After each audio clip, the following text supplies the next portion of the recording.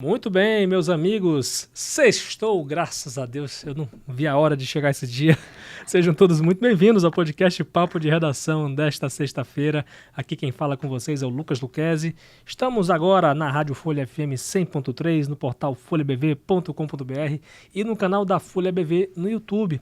E eu desejo que você participe conosco, enviando seu comentário para o 999715300. Tem a nossa seção de comentários aberta aí no nosso canal no YouTube, @TV Folha BV. Estamos recheados de notícias hoje, né? Notícias nacionais, locais especialmente, né? Com implicações nacionais e internacionais. E, claro, a gente vai falar hoje sobre as últimas notícias na nossa fronteira com a Guiana, né? Notícias aí sobre o conflito, a tensão que estava se desenhando entre Venezuela e Guiana. Já a gente fala um pouco sobre isso. Tem também notícia lá da fronteira com a Guiana, especialmente de Uiramutã, é que hoje o Conselho Indígena de Roraima e as comunidades indígenas de Uiramutã, especialmente ali da região da Raposa Serra do Sol, se manifestaram a respeito da destruição de balsas de garimpo que seriam da Guiana. Já a gente fala sobre esse assunto específico. Tem também aqui notícias policiais, vou já chamar Marília Mesquita, inclusive envolvendo aí notícias policiais e do bombeiro também, que precisou ser acionado para poder conter uma vaca furiosa, muito louca, na Avenida Venezuela. Já a gente fala sobre isso. Então vamos começar aqui com notícia séria, porque veja bem, o auxiliar de serviços gerais, Renan Lima de Souza, de 25 anos, vou explicar esse caso direitinho, né? Esse rapaz, ele pediu que a Justiça de Roraima reconsidere decisão que o colocou de volta à penitenciária agrícola de Monte Cristo, devido a uma ocorrência que teria sido manipulada por guardas municipais. Uma ocorrência isolada, vale ressaltar, guardas municipais aqui de Boa Vista. Representante do suspeito, o advogado criminalista Adriel Galvão, solicitou que o cliente retorne ao regime aberto, pelo qual cumpria mais de 6 anos de detenção por assalto. O profissional enviou à Justiça provas como o vídeo que registra quase toda essa abordagem, feita na Praça Germano Sampaio, no bairro Pintolândia, zona oeste daqui de Boa Vista, e as denúncias de abusos de autoridade feitas pela mãe do jovem, Raquel Amorim Lima, de 45 anos, à Corregedoria da Guarda Civil Municipal, à Polícia Civil de Roraima e ao Ministério Público do Estado. Esse pedido de reconsideração aguarda um parecer do Ministério Público e aí, depois desse parecer, dessa opinião do MP, a Justiça vai decidir se vai acatar ou não. A gente aguarda para saber o que o Ministério Público pensa a respeito disso. Mas para o advogado do Renan, as provas anexadas são suficientes para demonstrar que a Justiça deu uma decisão favorável. Adriel Galvão ressaltou que a possível manipulação dessa ocorrência se trata de uma atitude isolada dos agentes e ponderou que, caso o crime de abuso de autoridade seja finalmente comprovado, eles poderiam ser condenados de 1 a 4 anos de prisão e ainda cumprirem sanções administrativas e reparação do dano. Além disso, Renan Lima poderia pedir indenização do município de Boa Vista. O advogado acredita que isso é um atentado não só ao Renan, mas à sociedade em si. Ele acredita que isso vai servir de exemplo para esses guardas municipais em si, que espera que eles não sejam penalizados de uma forma que possa prejudicá-los tamanhamente, de uma forma tamanha, porque atrás de um guarda municipal existe um cidadão que de fato paga a conta, tem família para criar e tudo, mas espera que isso não se repita. E citou que, por outro lado, tem a família do Renan. E ainda indagou, se acontecer o pior nesse período em que o Renan ficou trancado injustamente, na prisão, né, sofrer alguma coisa, morrer, até porque ele já disse que já aconteceu casos assim. E só para a gente relembrar e contextualizar mais a história para você, especialmente que ligou o rádio, que não acompanhou porventura essa história, em novembro de 2023, 3 agentes da Ronda Ostensiva Municipal teriam iniciado por volta das 7 da noite uma abordagem a dezenas de jovens. Renan ficou entre os últimos a serem revistados e só foi inspecionado depois das 8 da noite, horário limite em que ele poderia ficar fora de casa, em meio ao cumprimento de regime aberto, após ter sido condenado por assalto, ocorrido em 2018. Os guardas, nessa ocasião, não acharam nada ilícito com esse grupo, mas prenderam Renan e um albergado de 29 anos por descumprimento de horário da regra do regime aberto. No relatório policial, vale ressaltar, os agentes registraram que a ocorrência iniciou às 8h30 da noite e terminou às 9h22.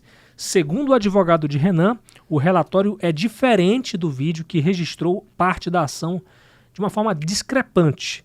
O vídeo usado como prova a favor de Renan mostra a preocupação do jovem em ser enquadrado como descumpridor das regras do regime aberto e mostra um dos guardas mencionando o horário anterior ao registrado da ocorrência, no caso 7h40, ou seja, antes das 8 horas, que era o horário limite que o Renan podia ficar fora de casa.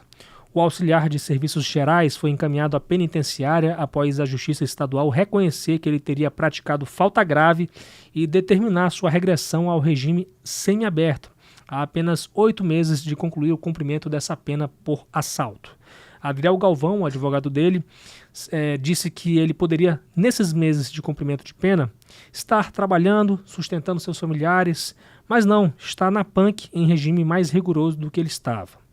Na audiência de justificação do ano passado, a Defensoria Pública alegou em favor de Renan Lima que a abordagem foi excessiva e pediu que testemunhas do caso, como a mãe do auxiliar de serviços gerais e o amigo dele, Márcio Pereira Lopes, de 28 anos, fossem ouvidos. A Justiça, no entanto, não conseguiu contatar Márcio e proferiu a decisão desfavorável ao suspeito. O possível abuso de autoridade é investigado na Corregedoria da GCM, no MP e na Polícia Civil. Na época em que o caso veio à tona, aqui na Folha de Boa Vista, a Secretaria Municipal de Segurança Urbana e Trânsito concluiu que o vídeo que registrou parte da abordagem mostrava que ela ocorreu conforme protocolo de conduta operacional de revista pessoal. Mas a Secretaria não comentou essa acusação de suposta manipulação do relatório policial. Então, só para ter uma ideia, né, existem muitas suspeitas de que não só GCMs, né, mas também agentes de outras forças de segurança, eles manipulam.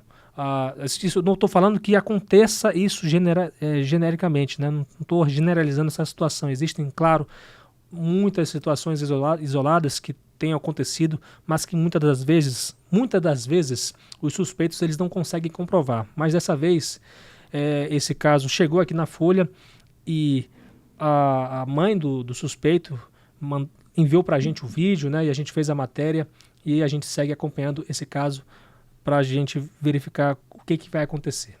Então, ainda falando de polícia, olha só, notícias policiais de modo geral, né? Chamei a Marília Mesquita aqui para falar um pouco sobre agora. Vamos começar a tua participação, Marília, sobre essa denúncia que uma idosa fez contra o marido por várias agressões que ela sofreu. Infelizmente, as mulheres têm sido violentamente, né, muito violentadas nesses últimos dias. Fala pra gente o que aconteceu nesse caso. Oi, Lucas. Oi para você que está acompanhando o nosso papo de redação. Nós, mulheres, desde sempre fomos aí violadas, agredidas, enfim, mais um caso aí, dessa vez envolvendo uma idosa da etnia Yanomami, uma idosa aí de 63 anos, que denunciou o marido dela, o RPC, de 57 anos, que foi preso suspeito de agredir essa idosa no município de Alto Alegre, e essa prisão ela aconteceu aí na manhã desta sexta-feira 12. Além da agressão física, a vítima também teria sofrido agressões psicológicas. Ela deu entrada no posto de saúde do município com dores no corpo. A idosa relatou aos policiais da 4ª Companhia Independente de Policiamento de Fronteira que as agressões eram constantes. Diante das informações sobre o paradeiro do agressor, os policiais foram até o local de trabalho do agressor, onde ele foi preso. RPC foi encaminhado à delegacia de polícia para as providências legais e cabíveis. Vamos esperar que essa situação se resolva da melhor forma possível, que a justiça e a polícia façam o seu trabalho. Então, agora para quebrar um pouco o gelo, né?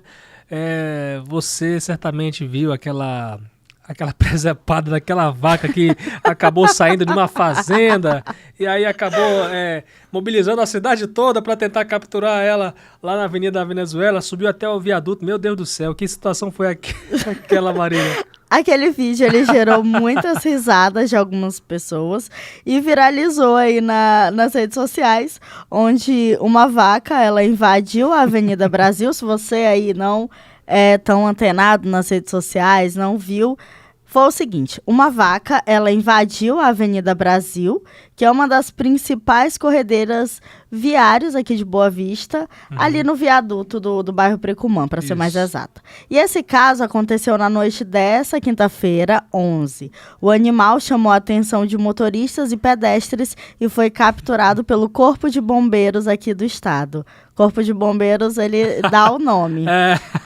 Nos vídeos compartilhados nas redes sociais, mostram o animal correndo pela rotatória do Trevo e próximo ao Hospital da Criança Santo Antônio. Em outro vídeo, a vaca chegou a avançar em imigrantes venezuelanos que acampavam próximo à Praça Simão Bolivar.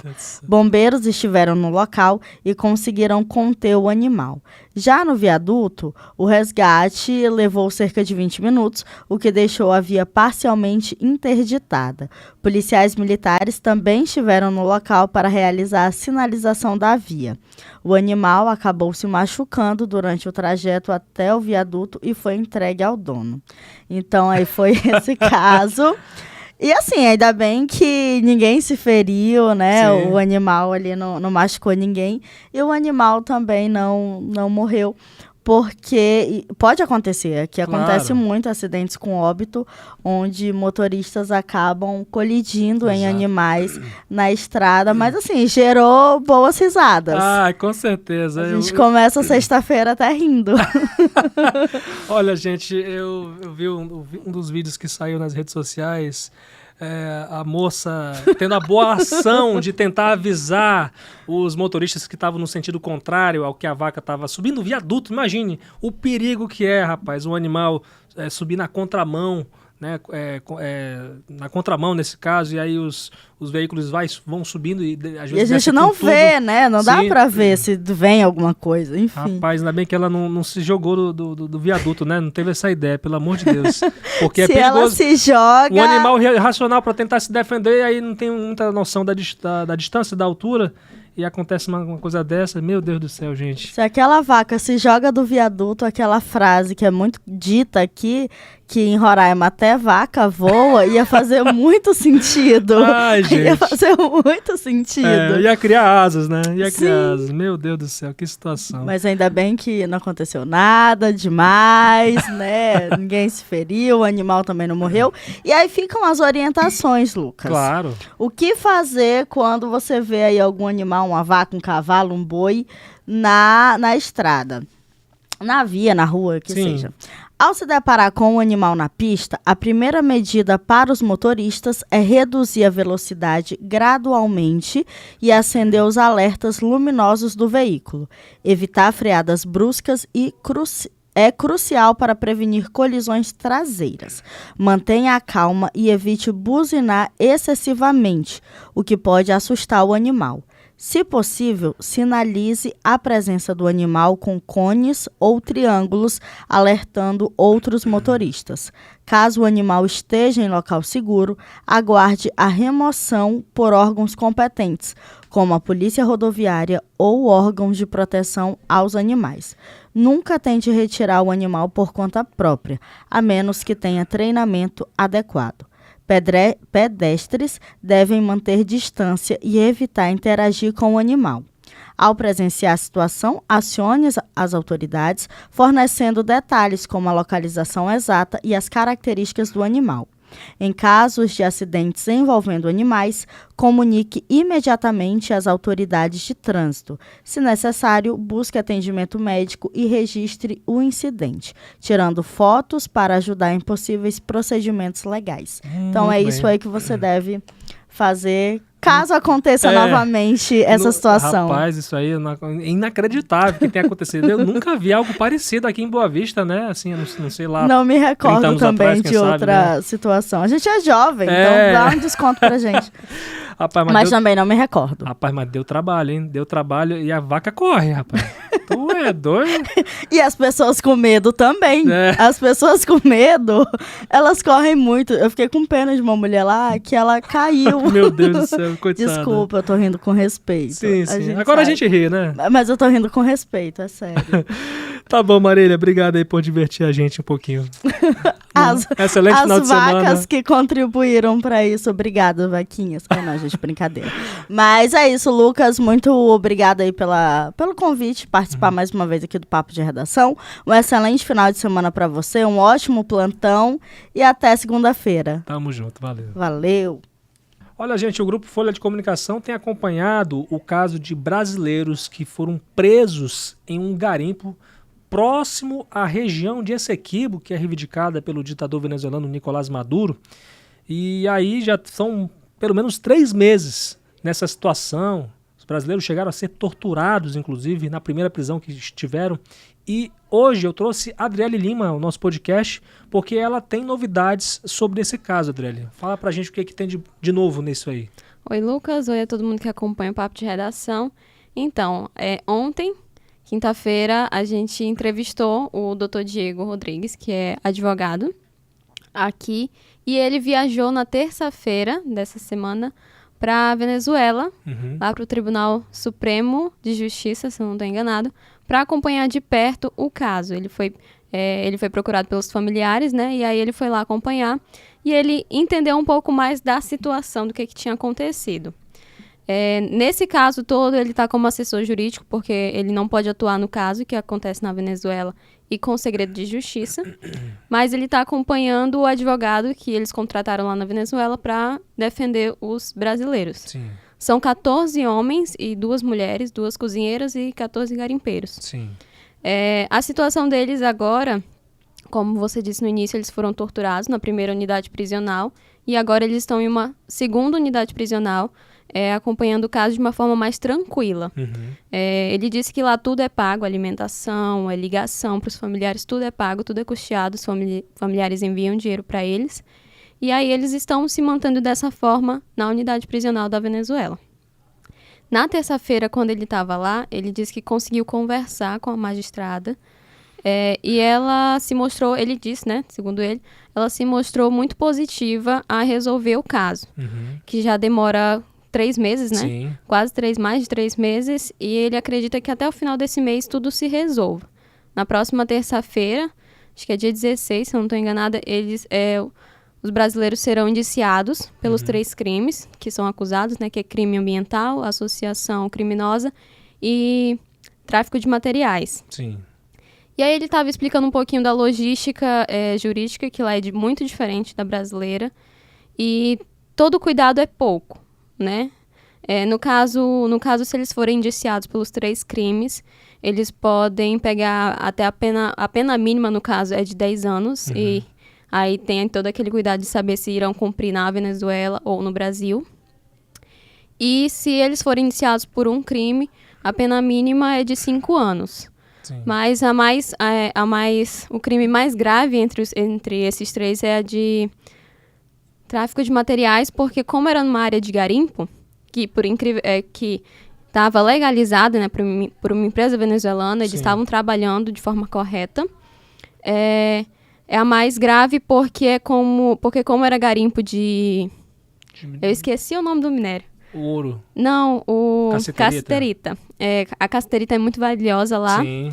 E aí ela é considerada, esse crime é semelhante ao tráfico de drogas no Brasil, então é grave. Olha só. Por isso que ele que tem uma pena maior, caso eles sejam indiciados por esse crime.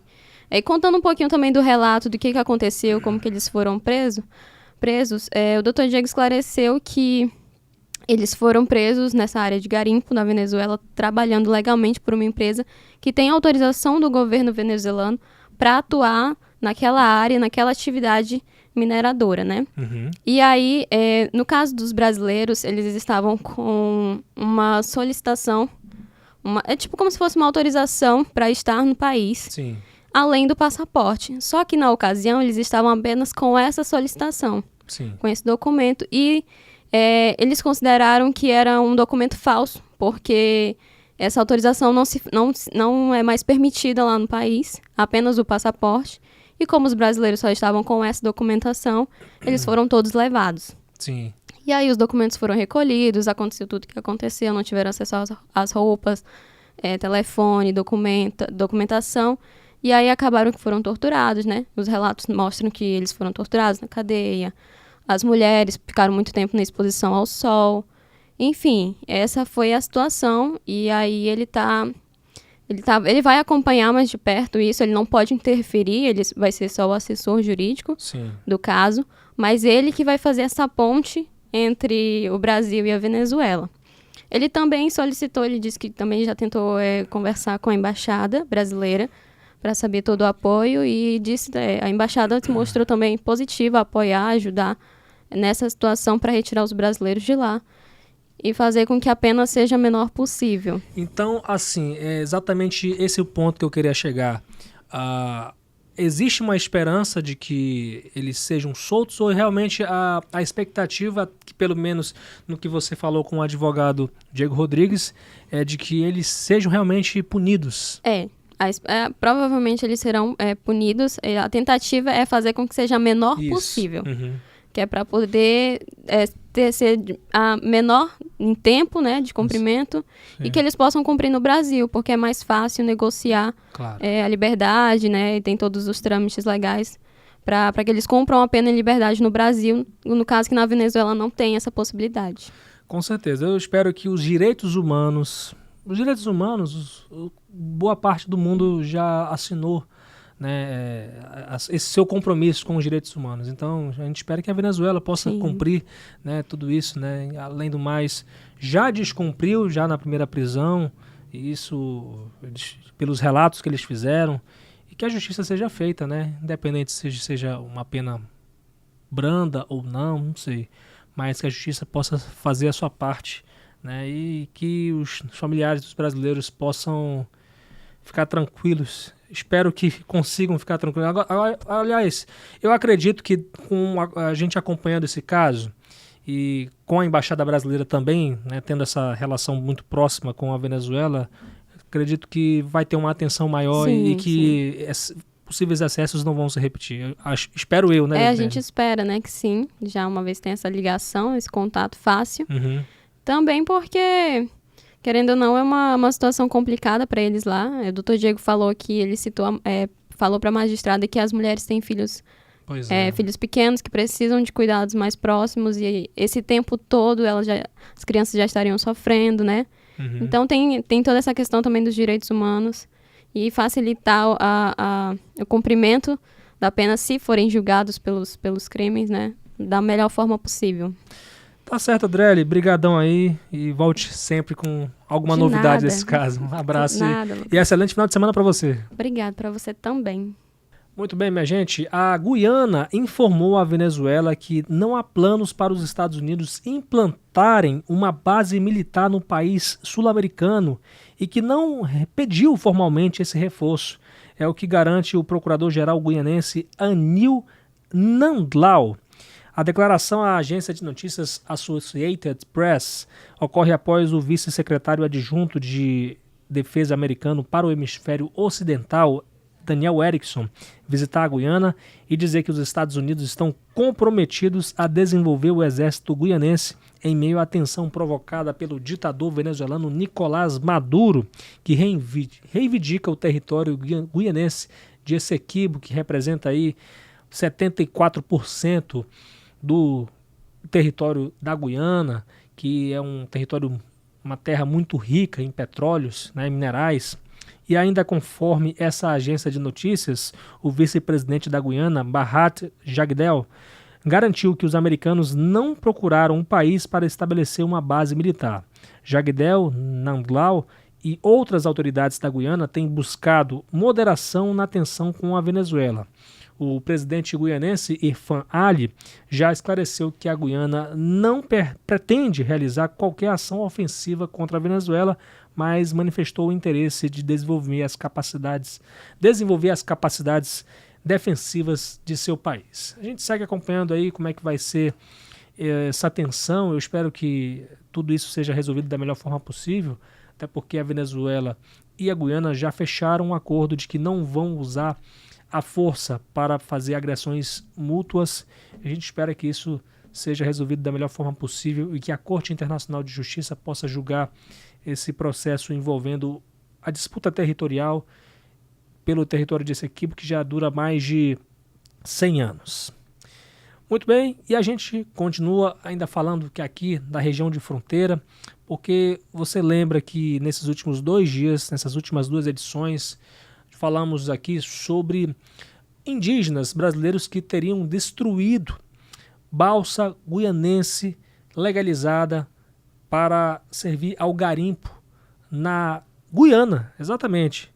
Pois é, hoje 77 comunidades indígenas da terra Raposa Serra do Sol admitiram em nota terem incendiado 2 balsas guianenses e materiais de garimpo no rio Maú, que divide Brasil e Guiana. As lideranças da região aprovaram unanimemente a decisão de destruí-las devido à falta de medida efetiva pelas autoridades do Brasil. Conforme as comunidades, as balsas que seriam legalizadas para uso no garimpo da Guiana ficam paradas no lado guianense durante o dia e que são usadas para minerar durante a noite no território brasileiro, onde fica o município de Uiramutã, o mais indígena do país. O tuxaua da comunidade indígena guianense de Santa Maria, Heraldo Tomás Delvídio, havia acusado os indígenas de puxar a balsa do lado da Guiana para destruí-la no Brasil, e o local de onde o transporte teria sido puxado marca o início da região de Essequibo, reivindicada pelo ditador Nicolás Maduro. Para as comunidades brasileiras, o garimpo eleva a contaminação no rio como um todo, principalmente através do mercúrio, afetando a saúde dos povos indígenas da Raposa Serra do Sol. As nossas lideranças, segundo as próprias comunidades, estão sofrendo ameaças de morte, as nossas comunidades estão sendo invadidas, queimaram a casa de uma liderança, várias denúncias foram encaminhadas, mas nenhuma medida efetiva foi adotada pelas autoridades. As lideranças destacaram ainda que o garimpo cresceu nos últimos anos e culminou no aumento de violência contra as comunidades e lideranças. Por fim, repudiaram qualquer informação distorcida e mentirosa em relação às ações de monitoramento territorial, que sempre foram realizadas para combater o garimpo na região. Agora, acusado por Heraldo Tomás Delvídio, que é o tuxaua guianense, de envolvimento com a destruição dessa balsa, o CIR, o Conselho Indígena de Roraima, esclareceu que, embora a comunidade Mutum, onde teve essa destruição, seja membro da organização, a decisão foi das próprias lideranças indígenas do lado brasileiro. O CIR informou que decidiram pela ação buscando evitar mais consequências às comunidades indígenas da região, especialmente as próximas do rio Maú. As lideranças denunciam ainda que vêm sofrendo com constantes ameaças de morte, além de já terem registros de ao menos uma casa queimada em retaliação às constantes atividades de monitoramento da região. E finaliza o CIR se referindo ao incêndio da casa de uma liderança indígena da comunidade Mutum, ocorrido em 2022. Que tudo isso seja esclarecido da melhor forma possível, né, até para que não haja nenhum tipo de, como eu posso dizer, animosidade entre os dois países por conta de um conflito, de uma situação pontual naquela região. Então, minha gente, são essas as notícias de hoje, com os trabalhos técnicos de Fabiano Lopes, Rio Herrera, John Hudson, Aduan Figueiredo. Na apresentação, eu, Lucas Luquezzi, agradecendo muito a sua companhia, a sua audiência em todo o estado de Roraima, onde estão as ondas da Rádio Folha FM, e em todo mundo, claro, portal folhabv.com.br e no canal da Folha BV no YouTube. Sempre envie aí a sua sugestão de matéria, de entrevista, críticas construtivas. A nossa seção de comentários do canal da Folha no YouTube está sempre aberta para você. Mande aí a sua sugestão, quer que seja o assunto. Tem o nosso zap da redação também, o 999715300. Esse foi o podcast Papo de Redação de hoje. E tem a minha rede social no Instagram, @LucasLuquezzi. Então, com isso, a gente encerra o Papo de Redação de hoje e a gente volta na segunda-feira, se Deus quiser.